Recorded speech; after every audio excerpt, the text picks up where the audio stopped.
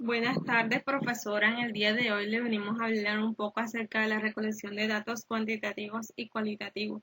Mi nombre es Lizeth Santos y mi grupo está conformado por Valentina Macea y Eliana Nisperusa. Primeramente tenemos como pregunta, ¿qué implica la etapa de recolección de datos? Este implica un plan detallado para la elaboración de un procedimiento permitiendo la recolección de datos específicos. Este plan incluye determinar, primeramente, cuáles son las fuentes de las que se obtendrán los datos. Aquí hace referencia de dónde se sacarán los datos, ya sea por persona, por observación o por registro. Como segundo, tenemos en dónde se localizan tales fuentes. Bueno, esta hace evidencia a dónde se localizan nuestras fuentes de datos y generalmente se localizan en la muestra de la población. Como tercero, tenemos a través de qué medios o métodos vamos a recolectar los datos. Bueno, esta hace referencia a la implicación de elegir varios medios o métodos, los cuales deben ser válidos, objetivos y confiables. Como cuarto tenemos la forma de prepararlo. Esta es de gran importancia porque aquí antes de que sean analizados tienen que ser preparados los datos. ¿De qué se nutre el plan? El plan se nutre de las variables, las definiciones operacionales, la muestra y recursos disponibles. De esto se nutre el plan. Medir. Medir significa asignar valores de propiedades de objetos o eventos de acuerdo con reglas. Sin embargo, la medición es el proceso de vincular conceptos abstractos con indicadores empíricos. Esta también tiene como función establecer una correspondencia entre el mundo real o conceptual. Estas mediciones se realizan con la aplicación de instrumentos de medición. El instrumento de medición es cualquier dispositivo, recurso o formulario que se utiliza para obtener o registrar información o datos. ¿Qué requisitos debe cubrir un instrumento de medición? Como requisitos fundamentales tenemos la confiabilidad, la validez y la objetividad. La confiabilidad hace referencia al grado en que su aplicación repetida al mismo individuo produce unos resultados consistentes y coherentes. La validez hace referencia al grado en que un instrumento en verdad mida la variable que busca medir. De esta se derivan diversos tipos de evidencia. Tenemos la validez de contenido, validez de criterio y validez de constructo. La objetividad hace referencia al grado en que una investigación es permeable a la influencia de sesgos. Procesos para construir instrumentos de medición. Existen ciertas características para que esto se cumpla. Primeramente tenemos la redefinición fundamentales. Aquí lo que debemos tener en cuenta es si el instrumento va a ser de forma verbal, escrita o observable. Enfocada a la literatura. Aquí buscamos aquella información relevante o aquellas teorías que van enfocadas al instrumento. 3. Identificación del dominio de las variables a medir. Aquí se tiene en cuenta si la validez de las variables. 4. Toma de decisiones. Aquí se tiene en cuenta si vamos a recurrir a herramientas para crear un instrumento o si vamos a utilizar un instrumento ya creado. 5. Construcción del instrumento. 6. Prueba piloto. 7. Elaboración de las inversiones final del instrumento o sistema. 8. Entrenamiento del personal que va a administrar el instrumento y calificar. 9. Obtener autorización para aplicar el instrumento. 10. Administrar el instrumento. 11. Preparación de los datos para el análisis. Y por último, pues el análisis. Este es el proceso que se tiene para construir un instrumento de medición. 3 cuestiones fundamentales para un instrumento o sistema de medición. Primero tenemos la operacionalización, por segundo la codificación y tercero niveles de medición. ¿De qué tipos de instrumentos de medición o recolección de datos cuantitativos disponemos en la investigación? Primero, del cuestionario, ya que este es un instrumento más utilizado para recolectar datos. Este consiste en un conjunto de preguntas respecto a una o más variables a medir. ¿Qué tipos de preguntas se pueden elaborar en un cuestionario? Se pueden elaborar preguntas cerradas y abiertas. ¿Qué tipos de preguntas se pueden elaborar en un cuestionario? Se pueden elaborar preguntas cerradas y preguntas abiertas. Las preguntas cerradas son aquellas que contienen opciones de respuestas previamente delimitadas, lo que facilita la codificación de instrumentos a la hora de calificación. Las preguntas abiertas, por el contrario, son preguntas que no tienen un límite, sino en teoría son infinitas y varían según la información. Estas son un poco más complejas al momento de ser calificadas. Características de una pregunta. Las preguntas tienen que ser claras, comprensibles y directas. Estas también tienen que ser breves, lo más breve posible. Deben formularse en un vocabulario simple y adecuado para que así el participante pueda comprender de qué se trata la pregunta.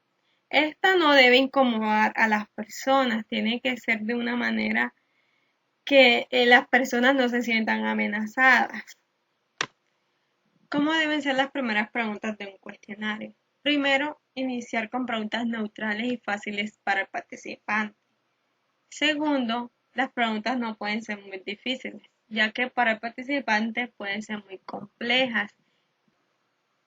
¿De qué está conformada el cuestionario?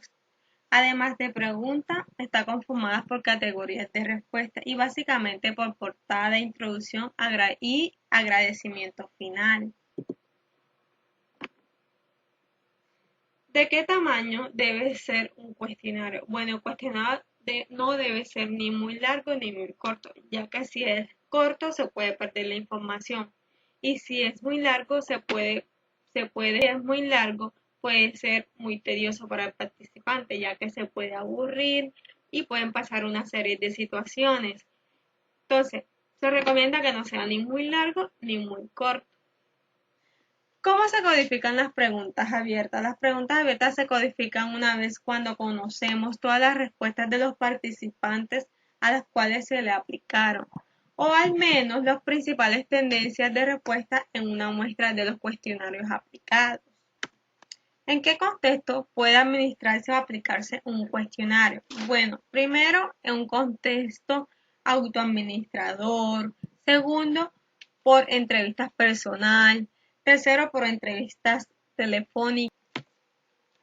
Escala para medir las actitudes. ¿Qué es actitud?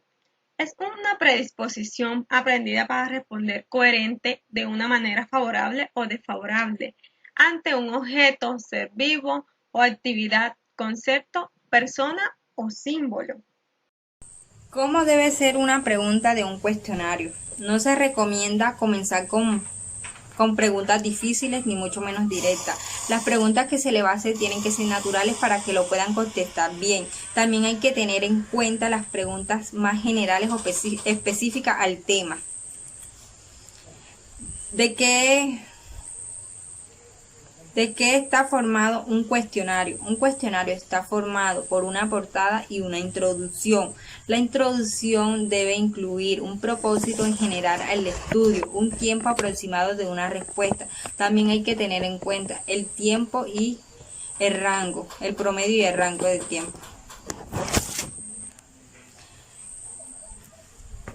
¿De qué tamaño debe ser un cuestionario? Cuando un cuestionario es muy corto, se debe pedir la información detalladamente. También hay que tener en cuenta la dimensión de los números y la variable de la dimensión para poder medir el interés de los participantes.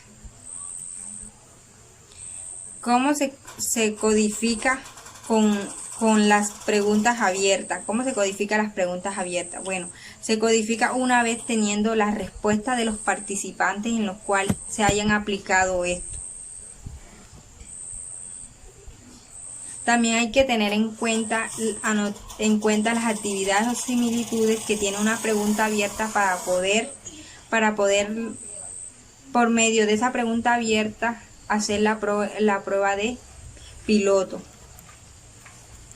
¿En qué contexto se puede aplicar un cuestionario?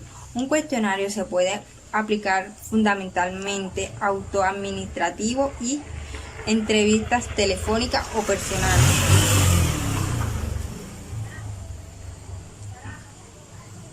Autoadministrativo es un cuestionario proporcionado directamente desde el participante. No hay intermedio para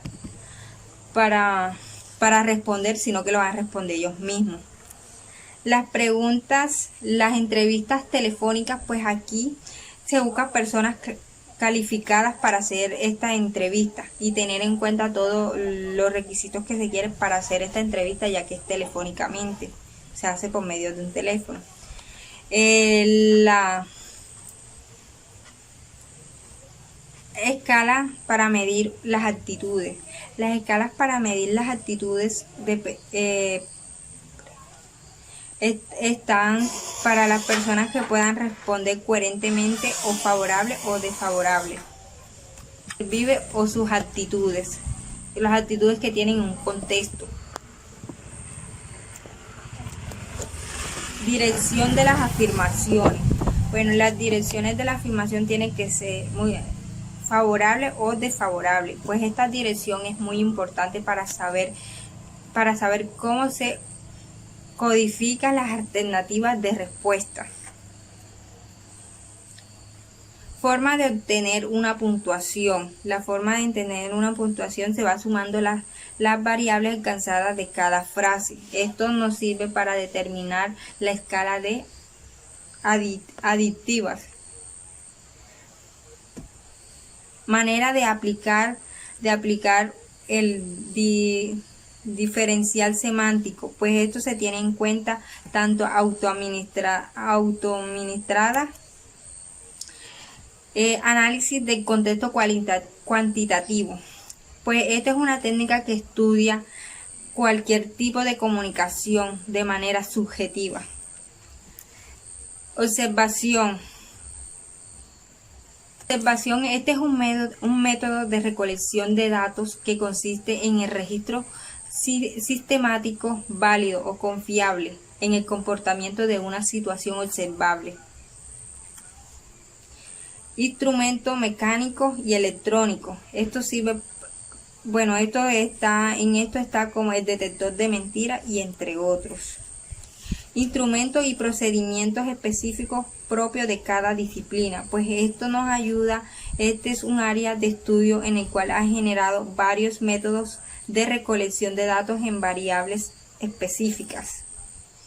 Puede utilizarse más de un tipo de instrumento en la recolección de datos, pues esto cada día es más común en los estudios porque se utilizan diferentes métodos de recolección de datos cuantitativos.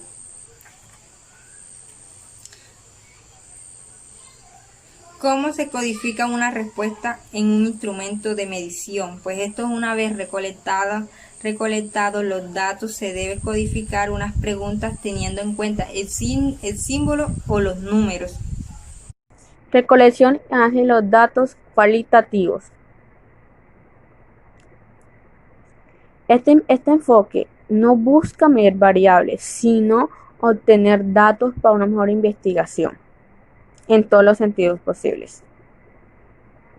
Significados, prácticas, episodios, encuentros, grupos de acciones son parte de una estructura y entre otras más para comprender la situación que está viviendo esa comunidad o los investigados. El papel del investigador es buscar la información, reclutar los datos necesarios de esa comunidad o los investigados. El observador no debe mirar un solo enfoque, sino varios sentidos de todo lo posible para la investigación. Explorar y escribir ambientes, comprender procesos, identificar problemas sociales, generar hipótesis para una mejor comprensión de la investigación. Ambiente físico, ambiente social y humano, hechos relevantes, retratos son parte de los soluciones que son importantes comprenderlas. Durante la observación, al principio se hace un formato, pero después con el tiempo es un formato más especificado para toda la información necesaria para la observación.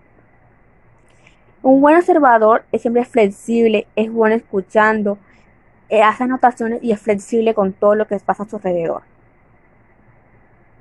La entrevista es más íntima, flexible y se distingue en estructuradas, semiestructuradas y no estructuradas o abiertas.